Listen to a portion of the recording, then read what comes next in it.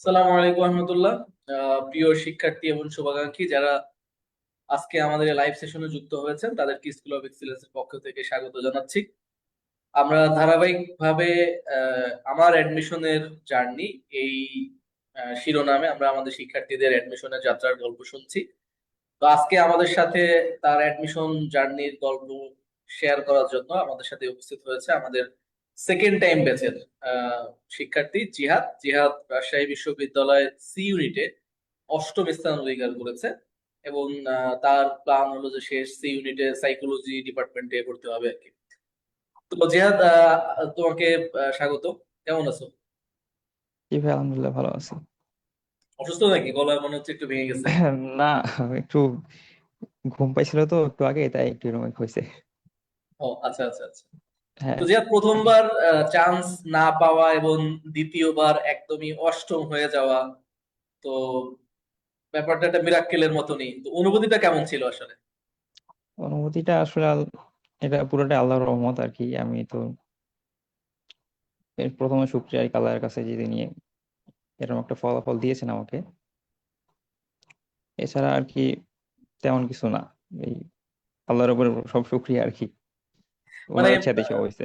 মানে তুমি কি ধারণা করেছিলে যে একটা ইউনিটে আমি অষ্টম হয়ে যাব, এরকম কোনো?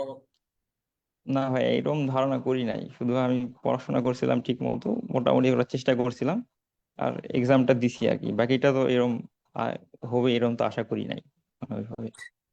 আচ্ছা, পড়াশোনা করেছো ঠিক মতন, মানে কিভাবে আসলে ঠিক মতন পড়াশোনা করতে হয়? মানে স্টুডেন্টরা তো অনেকেই আছে চান্স পাচ্ছে না, বা কিভাবে আসলে ঠিক মতন পড়াশোনা করলে চান্স পাওয়া যায়, বা এরকম টপ পজিশনে রেজাল্ট করা যায়? ভাই, এটা আসলে ডিপেন্ড করে হচ্ছে উম, ভালো মেন্টরের উপর বেশি ডিপেন্ড করে হচ্ছে, মানে ধারাবাহিকতার উপরে বেশি ডিপেন্ড করে আর কি।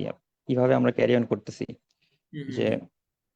যেমন প্রত্যেক ক্লাসের নোট থাকে এবং ডিভিশন এক্সাম সব মিলিয়ে আর কি এগুলা কনফিডেন্সটা আসে, এবং ওখান থেকে আর কি বেশি বেশি এক্সামের ফল দেওয়া দিতে হয়, যার ফলে আর কি এক্সাম হলে আর কি কোনো সমস্যা হয় না আর কি। এবং তাহলে নোটটা অনেক বেশি প্রয়োজন।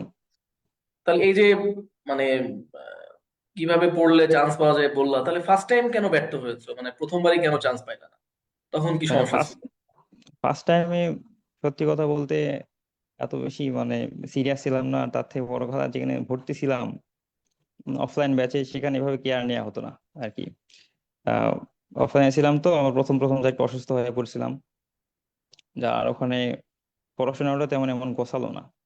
এবং এত বেশি মানে এক্সাম মানে এভাবে কেয়ার করা হয় না, মানে এরকম ফ্যাসিলিটি আর কি ছিল না, যার জন্য আর আমি নিজে থেকে অত বেশি সিরিয়াস ছিলাম না, যার জন্য আর কি ব্যর্থ আছি। মূল কথা আমি আমরা তো নিজেই জানি আর কি। যে অনলাইনেই নাকি বেশি খোঁজ খবর নেওয়া হয় না, অফলাইনে অনেক বেশি খোঁজ খবর নেওয়া হয়। কিন্তু তোমার এটা কাছে তো ধারণা বিষয়টা নতুন শুনলাম যে মানে ওইভাবে কেয়ার করতো না। অনলাইনে কি আসলে কেয়ার আমরা করছি ঠিকঠাক? তোমাদের কি মনে হয়? হ্যাঁ ভাই, আলহামদুলিল্লাহ ঠিকই ছিল। আসলে এই ধারণাটা আমারও ছিল যে হচ্ছে অফলাইনে বেশি কেয়ার হয়, অনলাইনে হয় না।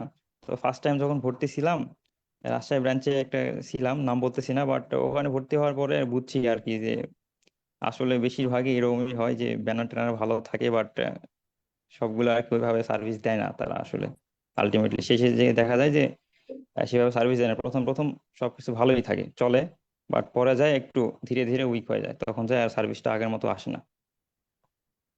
তো এই যে মানে কেয়ার বলতে আসলে আমরা কি মানে স্পেশাল কেয়ার তোমাদেরকে নিলাম যার ফলে তুমি এত ভালো রেজাল্ট করলা? মানে তোমার কাছে কোনটা পার্থক্য মনে হয়েছে, যেটা তুমি অফলাইনে প্রত্যাশা করেছিলা কিন্তু পাওনি, যেটা তুমি অনলাইনে পেয়েছো? ভাই, এটা প্রথমটাই হচ্ছে টিচারদের সঙ্গে কথা বলা আর কি। মানে প্রত্যেক ভাইদের সঙ্গে কথা বলা এবং রেকর্ডেড ক্লাস, মানে আমরা একই ক্লাস বারবার দেখতে পারতাম।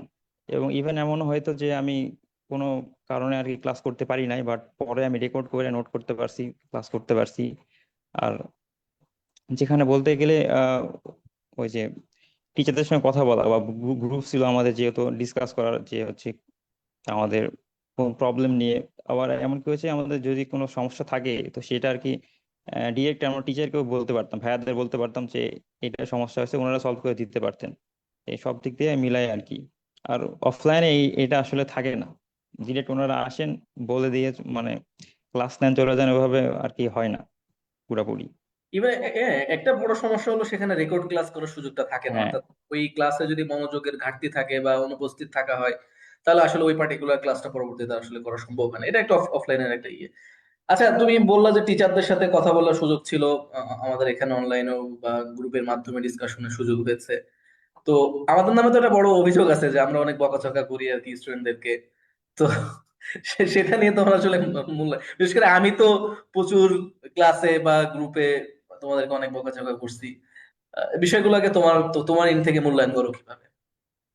আসলে ভাই এটা যে পুরাপুরি মানে এমনি থেকে বকাঝকা হয় তা না, আসলে আমাদের দোষ থাকি বিধায় হয়।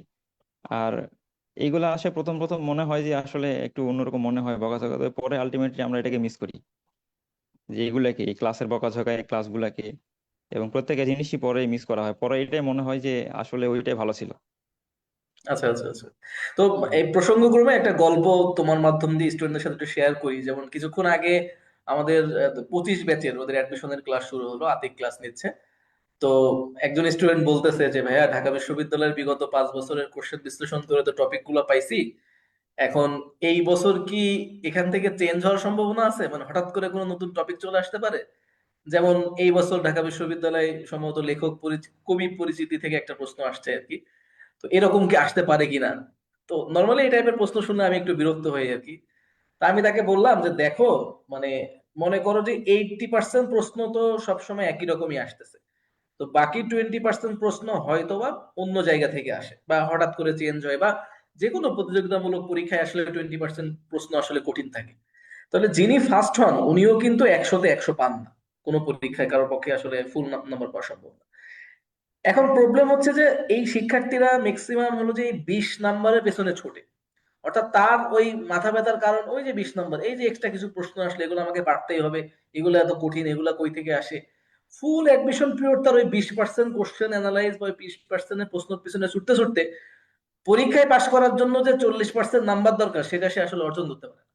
কারণ সে তো ছুটছে 20%-এর পিছনে। কিন্তু তার জন্য ইজি হতো ওই 80%-এর পেছনে ছোটা, যে 80% সহজ, যে 80% সে আসলে জানে বোঝে।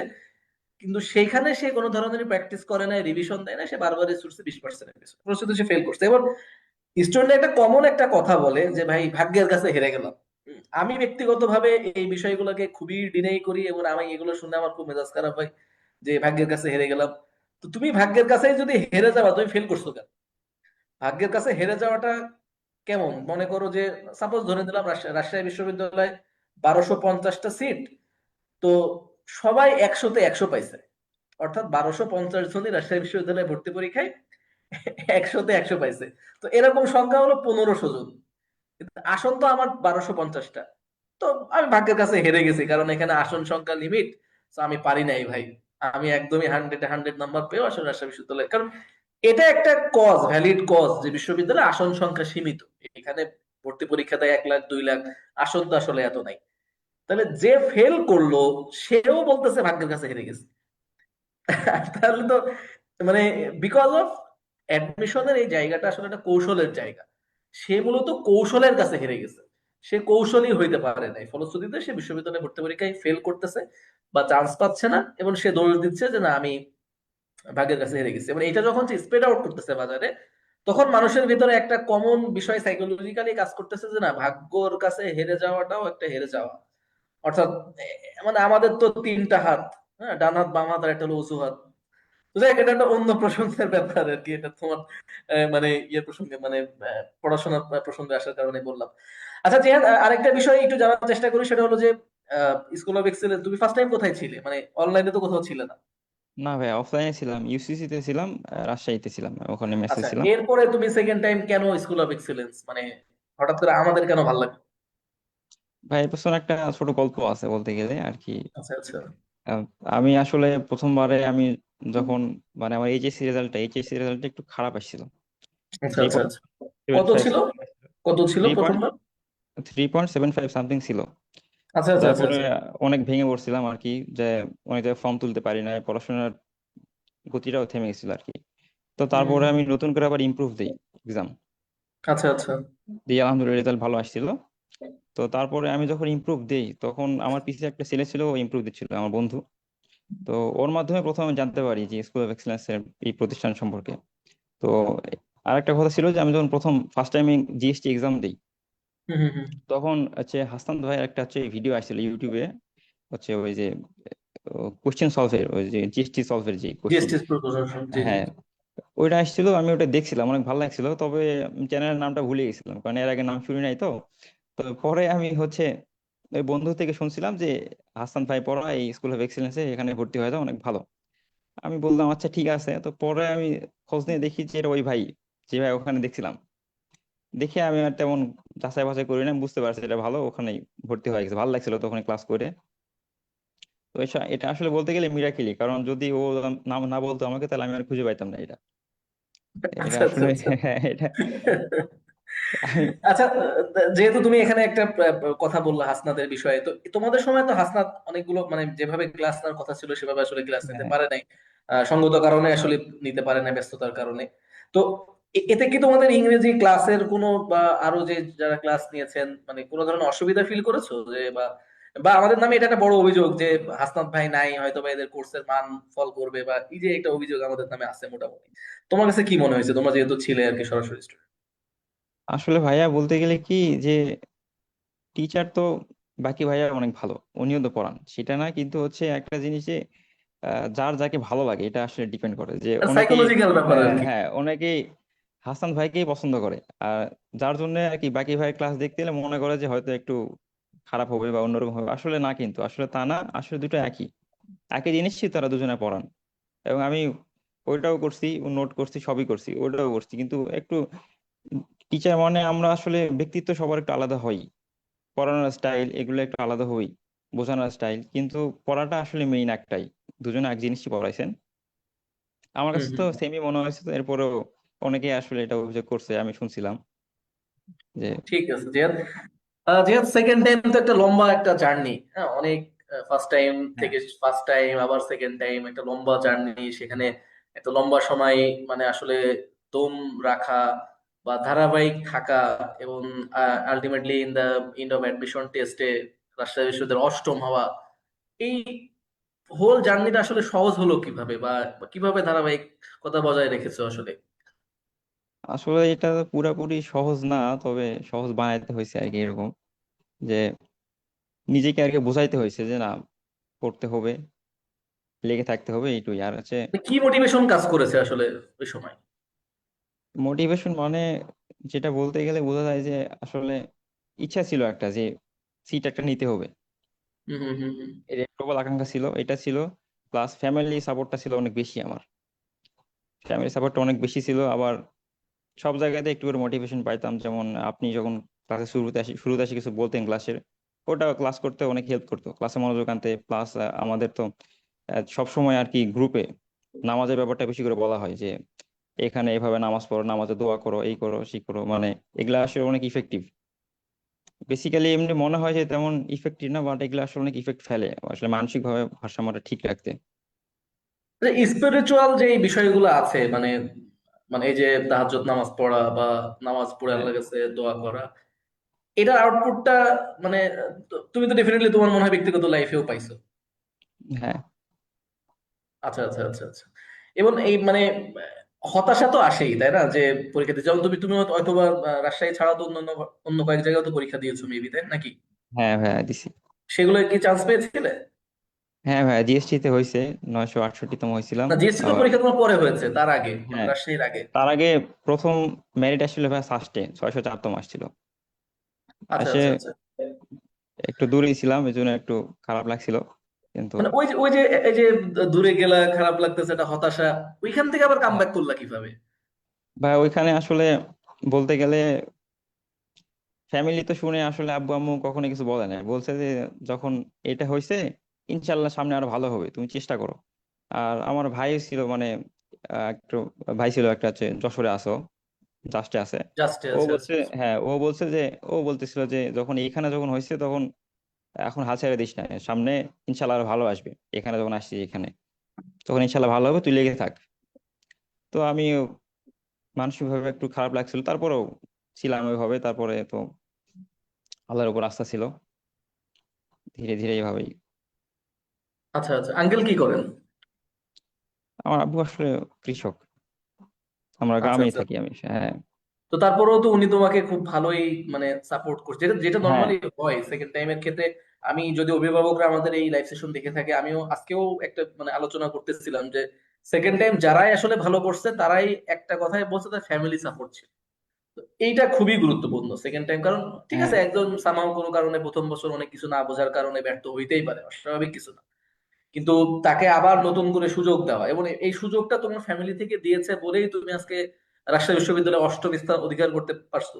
যদি না দিত তাহলে কিন্তু তুমি ওই মানে স্রোতের তোড়ে ওই যে খড়কুটার মতন কিন্তু হারিয়ে যেতাম। অনেকেই কিন্তু এটা হয়, হুম। ফ্যামিলি সাপোর্ট না। বা আমি অসংখ্য উদাহরণ শুনছি, বিশেষ করে যারা আমাদের মেয়ে শিক্ষার্থী ছিল তাদের কাছ থেকে অসংখ্য উদাহরণ শুনছি। ফ্যামিলি থেকে জোর করে বিয়ে দিয়ে দিয়েছে। ইভেন আমাদের বগুড়া একটা স্টুডেন্ট ছিল, একটা মেয়ে, ওকে ফ্যামিলি থেকে জোর করে বিয়ে দিয়ে দিছে, সেখানে তার তালাকও হয়ে গেছে।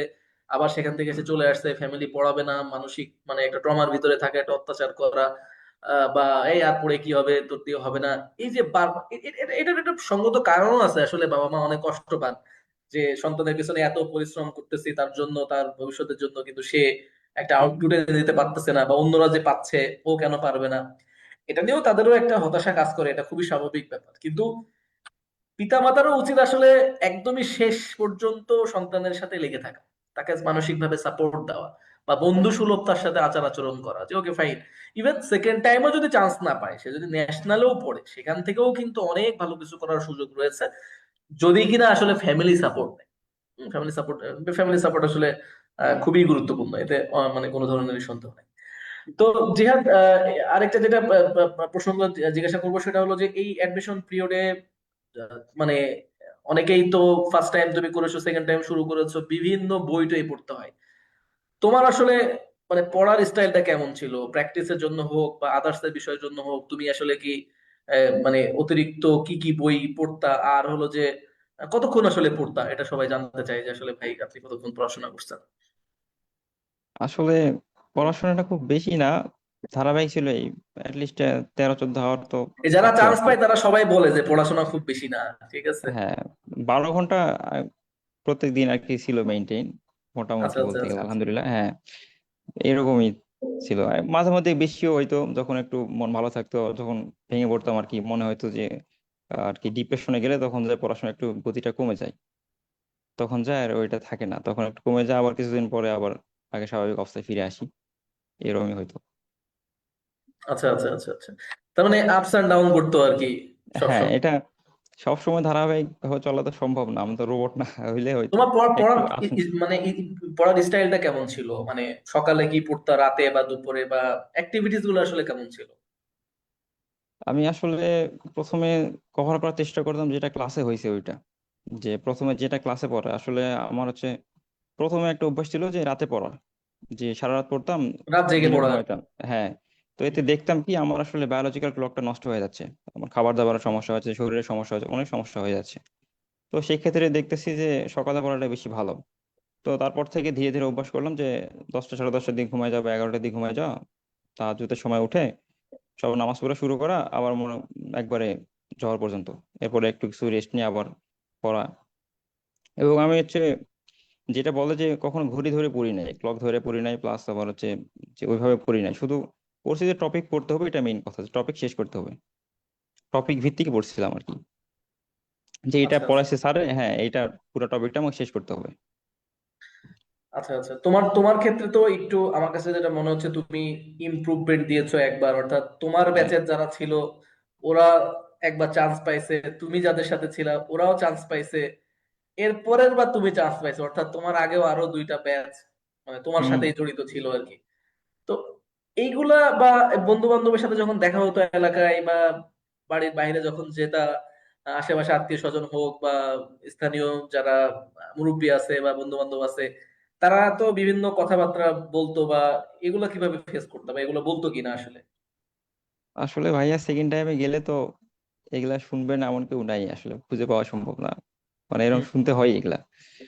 তবে আমি আসলে খুব বেশি শুনি নাই, কারণ মোটামুটি শুনছি এটা, এটুকু শুনছি যে হচ্ছে বলে তোমার কই হইলো চান্স, তো আমি তো আর কিছু বলতে পারি না আর কি মুখ দিয়ে যে কি কঠিন কই প্রশ্ন হয়েছে। আর কি। হ্যাঁ, এটা অনেক কঠিন প্রশ্ন, আমি উত্তর দিতে পারি না। তো তারপরে হচ্ছে, আর আমার এলাকা থেকে তেমন কেউ এডমিশন দেয় নাই।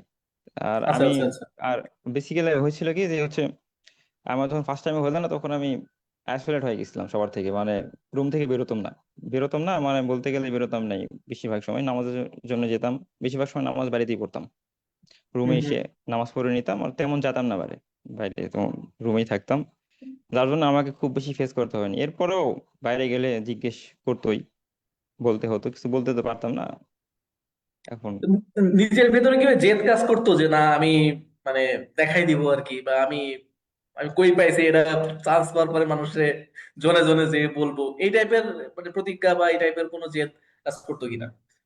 না, আমার এরকম জেদ পুরোপুরি ছিল না, তবে আসলে একটা জেদ ছিল যে একটা চান্স পাইতে হবে, একটা সিট নিতে হবে, এটা জেদ ছিল। বাট সবাইকে দেখাও এরকম জেদ ছিল না যে ওদের দেখায়। আসলে আমি আগে থেকে এরকম ছিলাম যে যে যাই বলুক, আমার কান দেওয়ার অভ্যাসটা আগে থেকে ছিল না, যে আমার কাজ আমি নিজের মতো করবো, ওরা যাই বলুক আমার কিছু যায় আসে না। তো সেই দিক থেকে আর কি আমি সবসময় একটু মোটিভেটেড থাকতাম আমার নিজে থেকেই, যার জন্য আমার খুব বেশি এগুলো ইফেক্ট ফেলে না আমার উপরে। আচ্ছা আচ্ছা। তো আমাদের এখানে যখন তুমি ক্লাস গুলো করতা, এখানে তো অসংখ্য পরীক্ষা হয়েছে, তোমার মনোযোগ দিতে class test, weekly test, evaluation test, paper final, subject final, model test. তো এই যে পরীক্ষাগুলোতে যখন কম নাম্বার পাচ্ছো বা কয়েকটা পরীক্ষা হয়তো বা ভালো করতেছো, কোনোটা আবার মানে কম পাচ্ছো, ওই জায়গায় মানে আহ, কিভাবে আবার মানে ওই যে বিষয়গুলো তুমি নাম্বার কম পাচ্ছো যে পরীক্ষাগুলোতে, ওইগুলোকে আবার রিটেক দিয়ে কোন কোন বিষয়ে ঝামেলা হচ্ছে এগুলোকে আবার মানে এগুলো নিয়ে আবার কাজ করতা কিনা? হ্যাঁ ভাইয়া, করার চেষ্টা করতাম। এবং আচ্ছা আচ্ছা। বেশিরভাগ সময় এমন হয়তো যে এক্সামে খারাপই হতো বেশিরভাগ সময়। এরপরে ওইটা অ্যানালাইসিস করে দেখা লাগতো যে আসলে কোথায় গ্যাপটা ছিল, আমার গ্যাপ ফিলিং কোথায়। ওই অনুযায়ী আর কি পড়াশোনার চেষ্টা করছি অনেকটাই। আচ্ছা আচ্ছা। তো তুমি যখন পরীক্ষা, বিশেষ করে আমি যদি রাজশাহী বিশ্ববিদ্যালয়ের কথাই বলি, রাজশাহী বিশ্ববিদ্যালয় যখন সি ইউনিটে যখন পরীক্ষা দিতে গেলে এক্সাম হলে, তো স্বাভাবিক ব্যাপার এক্সাম হলে একটা সাইকোলজিক্যাল প্রেশার থাকেই, খুবই স্বাভাবিক ব্যাপার। আর যেহেতু আরো সেকেন্ড টাইম চান্স পাওয়াই লাগবে, এই ধরনের একটা মানসিকতা থাকে। তো এক্সাম হলটাকে কিভাবে কন্ট্রোল করেছিলা? মানে এক্সাম হলে যাওয়া, প্রশ্ন পাওয়া, উত্তর করাটা শুরু করা, বা দুই একটা প্রশ্ন কঠিন সামনে যখন পাইছো, মানে ওভারঅল বিষয়গুলো হ্যান্ডেল করলা কিভাবে? আসলে ভাই শুরুতে বলতে গেলে যে আসলে আমাদের কোচিং এ তো অনেকগুলো পরীক্ষা হইতো, যে আমি সব পরীক্ষায় দিতাম। যে যদি অনলাইনে সরাসরি দিতে না পারলে আমি অফলাইনে এক্সাম গুলো দিতাম। এবং নিজে নিজে একটু প্র্যাকটিস করতাম এক্সামের, যার জন্য খুব বেশি ঘাবড়ে যায়নি আর কি এক্সাম হলে আমি। আর এছাড়া ফার্স্ট টাইম এক্সাম দিছিলাম, একটু এক্সপিরিয়েন্স ছিল, আবার সেকেন্ড টাইমও দিছি অনেকগুলা। যার জন্য এক পর্যায়ে এসে রাজশাহী পরীক্ষাটা একটু লাস্টের দিকে হয়েছিল। যার হুম জন্য হুম। একটা এমন একটা পর্যায়ে আসছিল যে আমার কিছু আর মনে হতো না তেমন, যে এক্সাম হলে যে খুব বেশি ভয় কাজ করবে, হাত পা কাঁপে, এরকম তেমন কিছু ছিল না। ওইটা আর ছিল না, ওইটা ভেঙে গেছিল একবারে। যার জন্য আমার তেমন কিছু সমস্যা হয় নাই। আর যার ফলে যদি, তুমি হ্যাঁ হ্যাঁ হ্যাঁ। আর কঠিন প্রশ্নের কথা বলতে গেলে আমি ওগুলা স্কিপ করতাম সবসময়, যেটা এক দাগে পারতাম সেগুলো সবগুলো আগে দাগাই নিয়ে পরে ওগুলো ভাবতাম যে কি কি মিস গেছে, মানে এইভাবে প্রথমে দাগাতাম। যেগুলো তুমি পাচ্ছ ওগুলো একবারে হ্যাঁ উত্তর হ্যাঁ। করে ফেলতে আর কি। প্রথমবারে আর কত পার্সেন্ট উত্তর করতে পারতা, মানে টোটাল প্রশ্নের ভিতরে? এই যদি প্রশ্ন হয় 100টা, তাহলে 50 থেকে 52টার মতো একবারে হয়ে যেত এক দাগে। আর একবারে হয়ে যেত, বাকিগুলোর ক্ষেত্রে হ্যাঁ, কি করতা?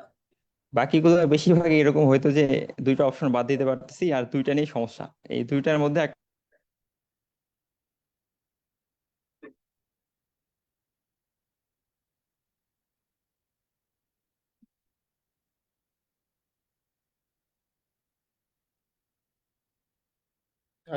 জিহাদ?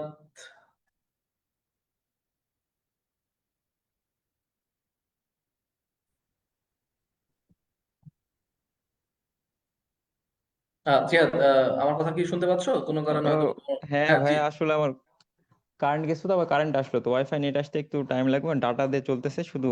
অডিওটা একটু বলতেছি, ভিডিও একটু পরে অন আচ্ছা, করতেছি তোমার তো। ইন্টারনেট আসুক ততক্ষণে আমি একটু বিজ্ঞাপনের বিরতি দিয়ে দিই, যে আমাদের সেকেন্ড টাইম ব্যাচের রিস্টার্ট ব্যাচের ভর্তি কার্যক্রম চলতেছে অলরেডি। ক্লাস শুরু হবে আগামী মাসের 20 তারিখে, অর্থাৎ 20শে জুনে।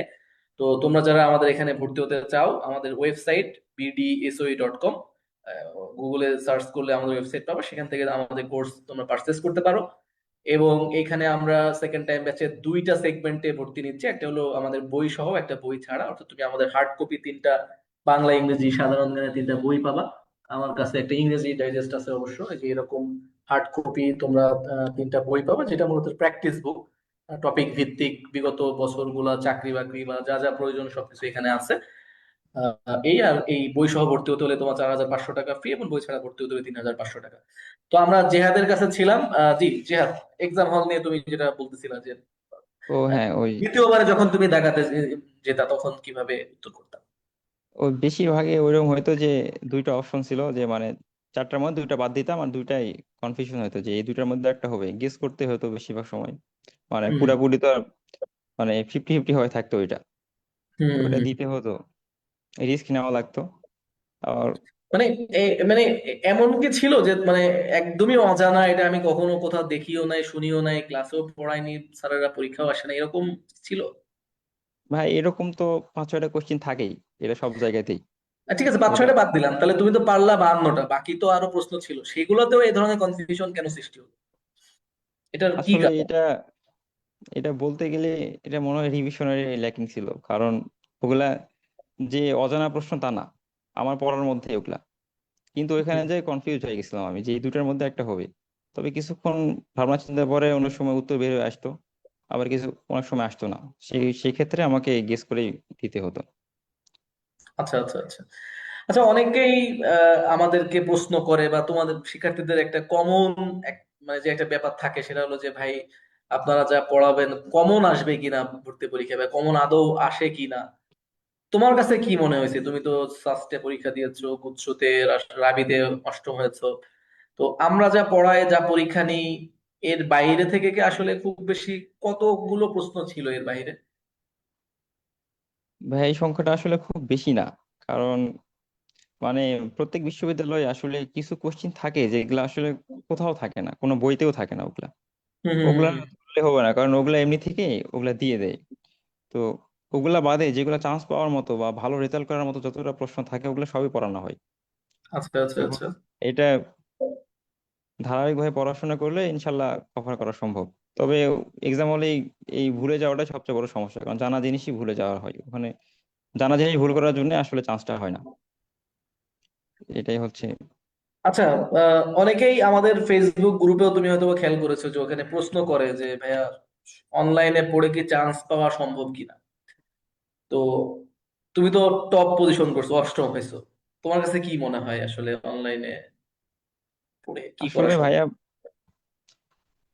পড়াশোনাটা তো নিজের কাছে, আর প্রথমবার তো আমি অফলাইনে করে ফেল করছিলাম। তো পরের বার তো অনলাইনে আসি, আলহামদুলিল্লাহ ভালো হয়েছে আসলে। এটা ডিপেন্ড করে আসলে যে সে কোথায় ভর্তি আছে, তার মেন্টররা কেমন, এবং সে নিজে কেমন অধ্যয়ন করতেছে, এটার উপরে ডিপেন্ড করে। তো সেই দিক থেকে অবশ্যই স্কুল অফ এক্সিলেন্স অনেক ভালো। আমি এটা তো আজকে বলতে মানে অনেক আগে বলতেছি না, আমি নিজে পড়াশোনা করছি সেখান থেকেই বলতেছি আসলে। ভালো লাগছে ভাইদের, মানে যে বেসিক টু আচ্ছা অ্যাডভান্স পড়ানো এটা অনেক বেশি হেল্পফুল। আচ্ছা, এই যে একটা বিষয় বললা যে পড়াশোনা নিজের কাছে, তো এই যে নিজের কাছের পড়াশোনাটাকে আদায় করার জন্য যে ধরনের প্রচেষ্টা থাকা দরকার, সেটা কি স্কুল অফ এক্সেলেন্সে ছিল কিনা? মানে তুমি, মানে তুমি তো পড়বা, কিন্তু তোমাকে প্রেশারাইজড করা বিভিন্ন মাধ্যমে, সেই প্রচেষ্টা কি আমাদের ছিল? হ্যাঁ ভাইয়া ছিল, তবে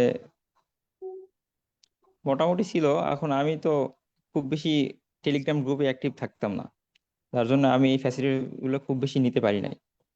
আমি বেশিরভাগ সময় নিজে পড়ার চেষ্টা করতাম, তো করার কারণে আসলে পরে আলটিমেটলি আমি অনেক লস করছি। কারণ নিজে পড়তে যায় হয় কি আসলে ক্লাসের পড়াগুলো গ্যাপ চলে যায়, এবং এই পড়াটা বোঝা হয়ে যায়, একবার মাথার বোঝা হয়ে যায়, পরে আর এটা কভার করতে অনেক কষ্ট হয়ে যায়। তো পরে যায় বুঝছি যে না আসলে দিকে খেয়াল করা উচিত। মানে এই যে আমরা রেগুলার যে ক্লাস নিচ্ছি, পরীক্ষা হচ্ছে, কেউ যদি এভাবেও যায়, অর্থাৎ আমাদের ক্লাস হ্যাঁ এবং পরীক্ষা, অতিরিক্ত কোনো কিছু পড়ার দরকার নেই, এভাবেই যদি মানে একদমই ধারাবাহিকতা বজায় রাখে, আহ, সেইটা ভালো না হলো যে ঠিক আছে ওগুলো বাদ, ক্লাস ক্লাস পরীক্ষা টরীক্ষা পরে দেখতেছি, একটু নিজের মতন করে পড়ি, কোনটা আসলে বেটার একজন স্টুডেন্টের জন্য? ভাই এই ক্ষেত্রে প্রথমটা বেশি ভালো হবে, যে হচ্ছে ক্লাস ধারাবাহিকভাবে করা এবং এক্সাম গুলো দেওয়া। কারণ এটা আসলে কি আহ, যখনকার পড়া তখন করলে আসলে প্রেশার থাকে না, এটা অনেক ইজি হয়ে যায়। আর নিজের মতো করলে আসলে টপিক সব শেষ করা একটু সমস্যা হয়ে যায়, কারণ নিজের মতো পড়লে তো ওইভাবে হয় না। আর হম হম। এখানে যারা আর কি পড়াচ্ছেন তারা অলরেডি অনেক এক্সপিরিয়েন্সড, জানে কিভাবে পড়াইতে হয়, কোনটা এখন নিতে হবে। তো সেই অনুযায়ী ওই ধারাবাহিকতা যাওয়াটা অনেক ভালো। ধন্যবাদ জান। আমরা একদমই শেষে চলে আসছি। আর দুইটা প্রশ্ন তোমার কাছে। এক নম্বর হচ্ছে যে, যেহেতু তুমি বিশ্ববিদ্যালয়ে চান্স পেয়েছো, হয়তো ঈদের পরপরই তোমাদের ক্লাস শুরু হবে এবং মনোবিজ্ঞান বিভাগেই তোমার ভর্তি হওয়ার জন্য তুমি ইচ্ছা পোষণ করেছো। তো দেশের জন্য আসলে কি করতে চাও? মানে আমাদের দেশ তো অনেক সম্ভাবনাময়ী একটা দেশ বাংলাদেশ, এবং 24 পরবর্তী সময়ে এখানে তরুণদের দেশের জন্য অবদান রাখার একটা ভালো সুযোগ হয়েছে। তো দেশকে কিভাবে রিপ্রেজেন্ট করতে চাও বলে কোন ধরনের প্ল্যান পরিকল্পনা নিয়েছো কিনা, বা কি করতে চাও দেশের জন্য? ভাইয়া আসলে এটা এখনো তো নেওয়া হয়নি, আসলে ভাবে ভাবে দেখিনি এখনো যে দেশের জন্য কি করব। আহ, সেভাবে এখনো ভাবনা চিন্তা করা হয় নাই। নিজেকে কোথায় দেখতে চাও? মানে নিজেকে নিয়েও কি কোনো চিন্তা করার সুযোগ হয়েছে এখনো? না ভাই, আসলে সেভাবে তো ভাবনা চিন্তা করা হয় না নিজেকে। আমি আসলে এইসবে পলিটিক্স পলিটিক্সে তেমন আসলে আমার যাওয়ার ইচ্ছা নাই আর কি, আগে থেকেই আর কি। এসবে আসলে ইচ্ছা আগে থেকেই নাই, এমনি থেকেই দেখি।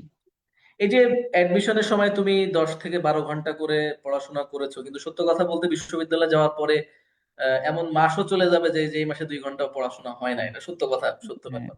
তো তোমার ক্ষেত্রে এখানে একটা ছোট্ট একটা পরামর্শ দিয়ে রাখি, যে বিশ্ববিদ্যালয়ে যেহেতু তুমি যাচ্ছ, ক্লাসগুলো নিয়মিত করার চেষ্টা করবা। একদমই একটা ক্লাসও মিস দিবা না। ক্লাসে খুব মনোযোগের সহিত ক্লাস করবা, নোটস করার চেষ্টা করবা, কি নোট গুলো টিচার যিনি পড়াচ্ছেন। কারণ বিশ্ববিদ্যালয়ের সুবিধা হচ্ছে টিচার যা ক্লাসে পড়ান সেখান থেকে ওনারা প্রশ্ন করেন এবং সেখান থেকেই পরীক্ষা প্রশ্ন আসে আর কি। আর প্রতিদিন খুব মনোযোগ দিয়ে 1 ঘন্টা হলেও পড়াশোনা করো।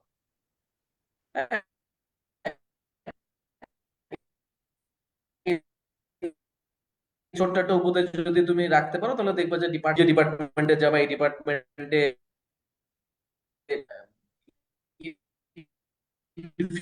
ফিউচারে বাংলাদেশ বড় জায়গা আহ, আহ, মনোবিজ্ঞান বিভাগে, এছাড়াও দেশের বাহিরেও ডাক্তার দরকার, সত্য কথা বলতে যেটা। হ্যাঁ।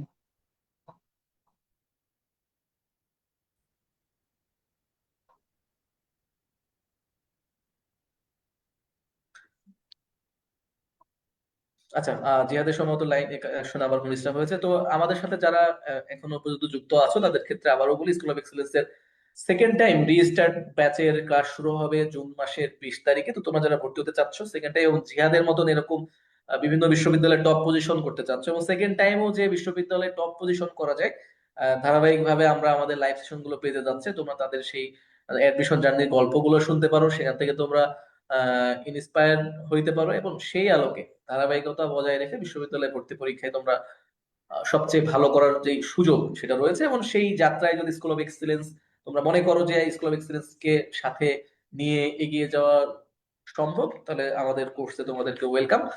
এতক্ষণ ধৈর্য ধরে আমাদের সেশনে থাকার জন্য তোমাদেরকে আন্তরিক ধন্যবাদ জানাচ্ছি। আবারও আমাদের আমার অ্যাডমিশন জার্নির কোনো একটি গল্প নিয়ে তোমাদের